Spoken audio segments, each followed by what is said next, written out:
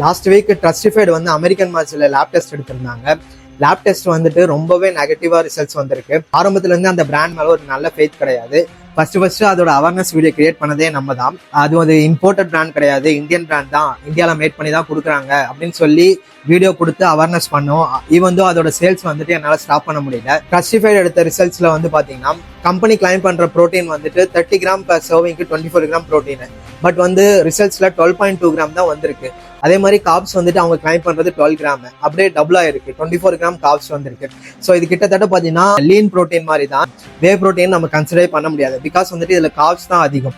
இதை பத்தி நிறைய அவேர்னஸ் வீடியோ கிரியேட் பண்ணி போட்டாலுமே சவுத் சைட்ல இருக்க கன்சியூமர்ஸ் வந்துட்டு அவங்களுக்கு அஃபோர்டபுளாகவும் வே வேணும், ரொம்ப டேஸ்டாகவும் வே வேணுங்கிற ஒரு மைண்ட் செட்ல இருக்காங்க. குவாலிட்டியை பத்தி கொஞ்சம் கூட யோசிக்கவே மாட்டாங்க. போஸ்ட் நியூட்ரிஷன் மார்க்கெட்ல இருக்கக்கூடிய ஒரு சேடஸ்ட் திங் என்னன்னா, இங்க வந்து ப்ராடக்ட்ஸை வந்து ஒரு வெரிஃபை பண்ணி வாங்க மாட்டேங்கிறாங்க.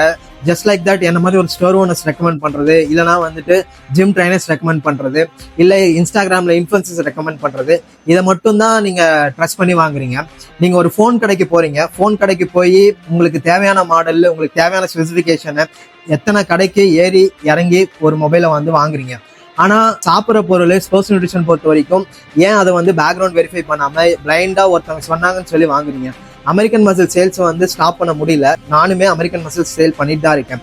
பட் எந்த கஸ்டமர்ஸ்மே நான் வந்துட்டு அமெரிக்கன் மசில் வந்து ரெக்கமெண்ட் பண்ண கிடையாது. அமெரிக்கன் மசில் வந்து கேட்டாலுமே ப்ரோ இதோட நல்ல பிராண்ட் இருக்கு, வேற எடுத்துக்கிறீங்களான்னு கேட்பேன். பட் அவங்க வந்து இல்ல ப்ரோ எனக்கு இதான் வேணும், இதான் ட்ரைனர் ரெக்கமெண்ட் பண்ணாங்க அப்படின்னு சொல்லி அடம் பண்ணி வாங்கிட்டு போவாங்க. ஸோ அவங்க கிட்ட நான் சேல்ஸ் வந்து ஸ்டாப் பண்ணவே முடியாது. ஸோ இங்க வந்து நம்ம பிசினஸ் பண்ண வந்திருக்கோம், முடிஞ்ச அளவுக்கு கஸ்டமரை எஜுகேட் பண்றோம்.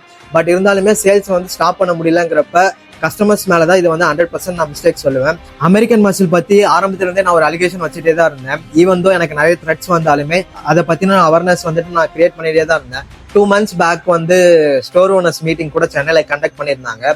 அங்க வந்து நிறைய ஸ்டோர் ஓனர்ஸ் வந்து எனக்கு அமெரிக்கன் மசில் ஓனர் எனக்கு நல்லாவே தெரியும், ஈவன் தோ அது இந்தியன் மேடா இருந்தாலுமே அதோட குவாலிட்டி நல்லா இருக்கு, லேப் டெஸ்ட்ல வந்துட்டு பாஸ் ஆயிருக்கு அப்படின்னு சொல்றாங்க.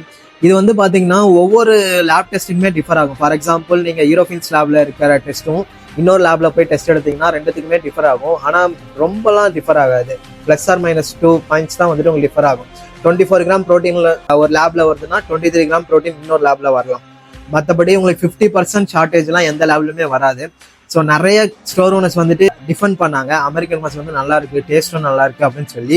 அங்கேயுமே நான் ஆர்கியூ பண்ணேன், டேஸ்ட் நல்லா இருக்கு, குவாலிட்டி நல்லா இருக்குன்னு நீங்க வந்து ரெக்கமெண்ட் பண்ணீங்கன்னா இதே ப்ராக்டிஸா எல்லாத்துக்குமே வந்துடும். எல்லாருமே வந்துட்டு made in USA, made in கனடான்னு போட்டு இந்தியாவில் மேனுஃபேக்சர் பண்ணி சேல் பண்ண ஆரம்பிப்பாங்க. அப்படி சேல் பண்ணா இங்க ஒரு ஹெல்த்தி என்விரான்மெண்ட் வந்து இருக்காதுன்னு சொல்லி நான் அங்க ஆர்கியூ பண்ணேன். பட் அங்க எல்லாருமே என்ன டிஃபெண்ட் தான் பண்ணாங்க. அமெரிக்கன் மசில் பத்தி நான்